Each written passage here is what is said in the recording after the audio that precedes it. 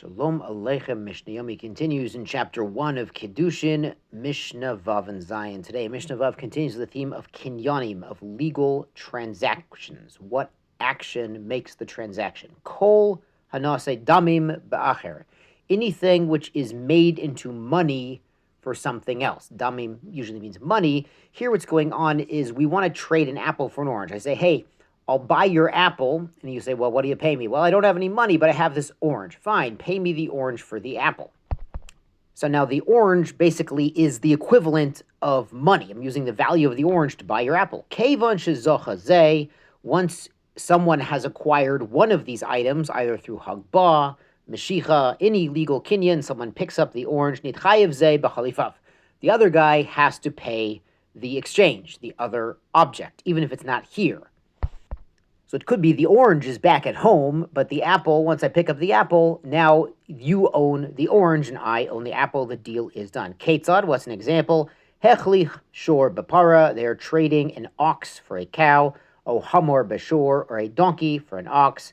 Kevan shezocha zeh, once one of them does a kinyan on whichever animal is here right now, the other one might be in the barn, but if you've got the ox in front of you, and you do the meshicha or the mesira, the hagbah, we said yesterday was difficult, but possible. Nitchayev zeh b'chalifav. So the deal is done, and the other animal, well, he better provide that because now you own it. Now this exchange is contrasted in the Gemara to a purchase with money. When you purchase something with money, even after you give the money, really the deal's not done until there's a kinyan on the item itself. There's actually a machlokus in the Gemara if really on a deraisa level, the kinyan is done, but rabbinically, we say, you have to do a kinyan because there is a case where you give a bunch of money to buy wheat and the wheat is up in someone's attic, and once you give the money, he doesn't really care if the attic catches on fire anymore. So we'd really wait till you get over there and do a kinyan on the wheat in the attic before the deal is really done. The Mishnah goes on with a contrast. We were dealing with transactions between two people. What about Reshut HaGavoha, the highly domain? This is talking about the temple. Now, if the temple needs to buy 100 barrels of wine, they'll send the treasurer with a bunch of gold, silver, and he'll go to the wine merchant and he'll buy the wine. Bekesef, this is effective through money. So as soon as the treasurer pays for the wine or the animal for the carbon, whatever it is, that is a holy object, and you better not misuse it. Reshut Hedyot, but an ordinary person, bechazoka, he needs to physically do something, like a kinyan, a meshicha, as we've said, or a change in the object, drawing it to yourself, picking it up, hagbah, something like this, to actually legally transact ownership over the item. The Mishnah adds, amirato legavoha, a statement, a verbal declaration to the temple, kimisirato lehedyot, is like handing it over to a regular person. Meaning, if you have an ox and you want it to become a carbon, just saying hare ze carbon, now it's a carbon. You don't have to do you don't have to do any sort of hagbah or mesira. You don't have to get the temple agent to come and do a meshicha. Once you've said it, it's done. Whereas to give it to a person, we require an actual physical act, a kinyan, to make the deal effective. One of the reasons I've heard for this distinction is truly everything belongs to Hashem. Everything's in Reshut Gavoha, and Hashem lends it to us for a little while, while we need it. So to give it to a person, that takes a physical change, but to give it back to Hashem, from whence everything came, that's easy. You just say it, and the deal's done. Let's go on to Mishnah Zion. We're changing pace. Kidushin is really, the main topic is about marriage. And after marriage comes Bezrat Hashem, children. So Kidushin's also about education. Kol mitzvot ben al ha'av. Any mitzvot a father needs to do on behalf of his son. For instance, bris milah, teaching Torah.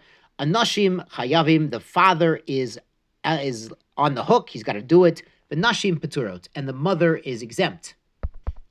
V'chol mitzvot ha'av ala ben, and any mitzvah towards the father that's incumbent on the children, echad anashim echad nashim hayavin. Both men and women are obligated. For example, kibud av'em, honoring one's parents. There's no distinction for gender, father, mother. Everyone honors everyone. And on this theme, the Mishnah adds, v'kol mitzvot aseh man grama, any positive commandment, something you have to get up and do, which is caused by time. It's only done at a specific time. Anashim chayavim, men have to do it. Nashim peturot, and women are exempt.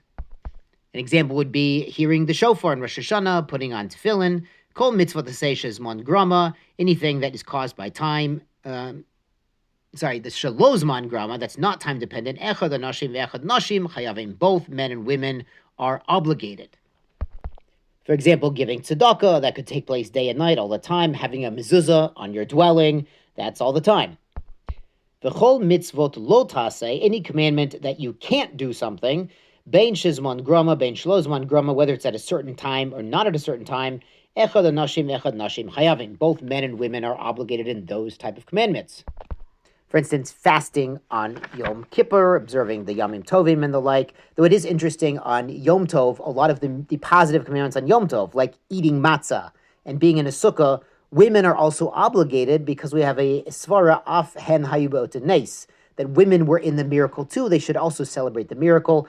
By the miracle of Pesach, Yetziat Mitzrayim itself, we say that the women, the zechut of the women, is what saved us in Mitzrayim, is what allowed the Jewish people to continue. We talked about this in Yevamot. Really, the merits and the desire of the Jewish women to continue the Jewish nation is what saved us and allowed a Jewish nation to exist, to come out of Mitzrayim. So at the end of the day, really, there's a lot of mitzvot, aseh shizman grama, related to Yom Tov that women are also involved in. And of course, all the rabbinical ones like Hanukkah and Megillah and the like. But the Mishnah does comment, there is a lo taseh, women don't have to follow, chutz mi bal tashchit, except for not destroying, bal takif, not rounding the corners of the beard, bal tatame lemetim, and getting tame if you're a kohen. So we're talking about cutting certain parts of the beard or the payas on a man. Well, a woman is allowed to shave her beard if she has such, and her payas, a man may not. And also, if he's a kohen, he cannot go to a cemetery and get tame, but Mrs. Kohen could. Tizku le mitzvot.